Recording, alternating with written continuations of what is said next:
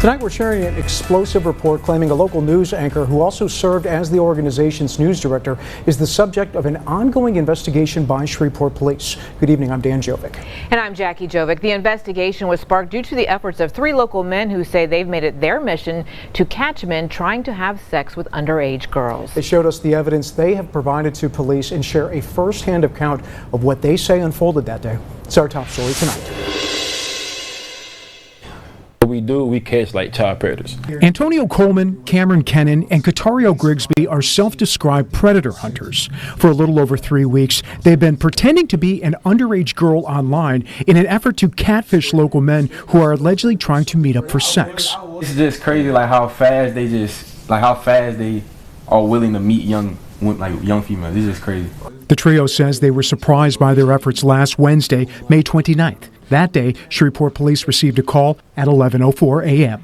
The call came from former KTBS News anchor Bill Lunn. According to police and a call for service report obtained by NBC6, Lunn claimed he was the victim of an assault and battery. But a case report on the alleged incident paints a different story. According to the case report, the alleged offense is not for assault and battery, rather for computer-aided solicitation for sexual purposes. These 3 men are the reason why. And so he seen us, he darted out. They created a fake Meet Me profile. That profile is of an underage girl. They say they then wait for men to like the profile and spark a conversation. They say Lunn initiated a conversation Tuesday night. They had a little conversation going on, and he asked how old she was. The girl told us she was 15 years old. Antonio says he was actually the girl. He says he and Lunn exchanged dozens upon dozens of text messages over the next several hours, where the conversation quickly turned to sex. He was like sending like pictures to her. He was saying he wanted to do this to her, like explicit things I can't see on camera. Antonio checked the phone number he was texting with. It was the same number Lunn lists on his LinkedIn profile. I'm like, oh my God. So I looked to the Facebook. I'm like, this is really his number. It's a real Bill Lunn. Yeah. And so it was just crazy. We were shown images in the text message chain displaying sexually explicit photos that Lunn allegedly sent of himself. Antonio says Lunn set up a meeting date last Wednesday. He came on his lunch break from work to come meet her.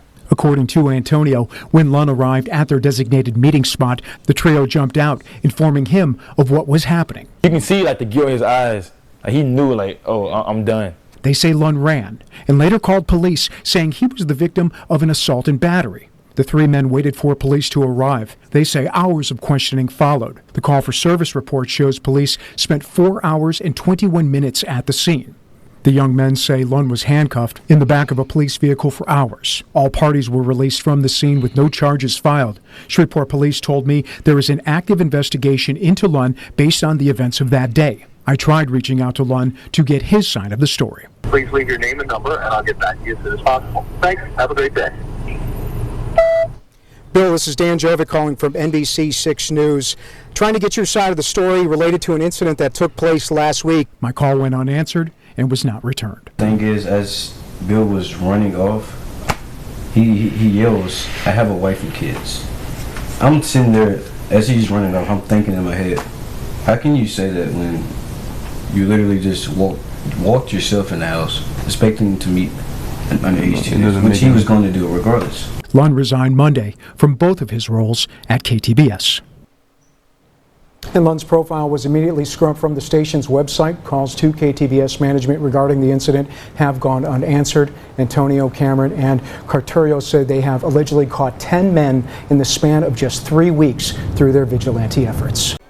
So y'all just heard that audio right there. Let me just start off by saying shout out and kudos to these 3 black men that you see on the screen for doing what needed to be done, understanding the assignment and standing on business, because they took it upon themselves to do something that people are usually hired to do and sometimes will let slip through the cracks. I don't know if they've watched To Catch a Predator ever in their life, but when I was listening to that story, it literally reminded me of that, because that's exactly what would go down on To Catch a Predator back in the day, and that was the same kind of process. Of course, it was without the cameras and all of that stuff, but it was the same premise. And ironically, where y'all heard the audio from, was an NBC affiliate, which is what To Catch a Predator was under, was also an NBC affiliate via Dateline. So I thought that was very interesting as well.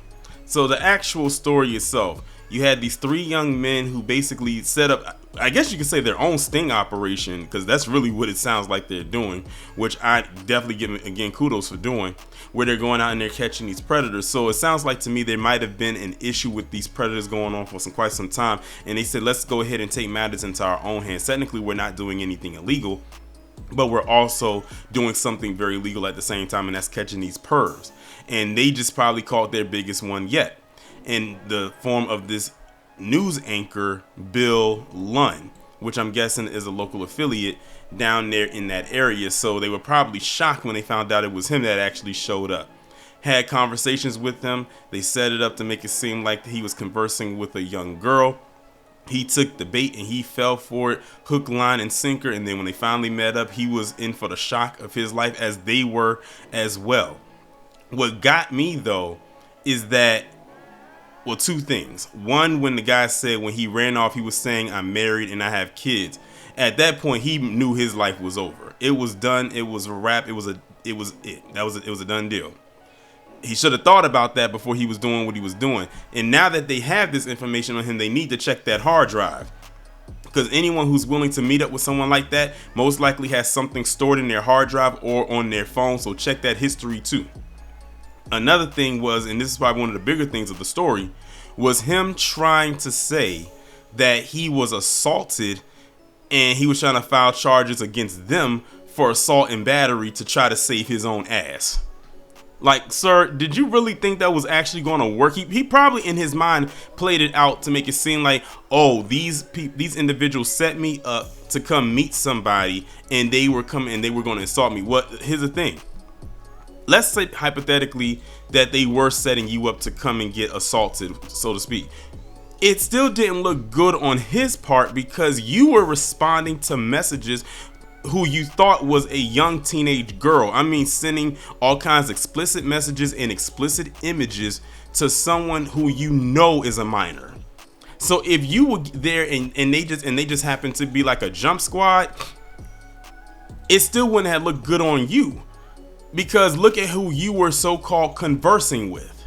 So he didn't think that through at all, as far as trying to say, oh, they were going to assault me. Oh, they were going to attack me. You was going there to sexually assault a minor, or what you thought was a minor, and you got caught.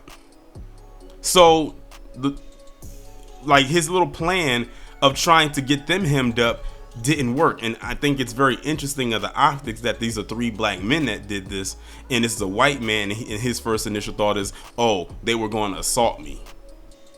No, that's not going to work.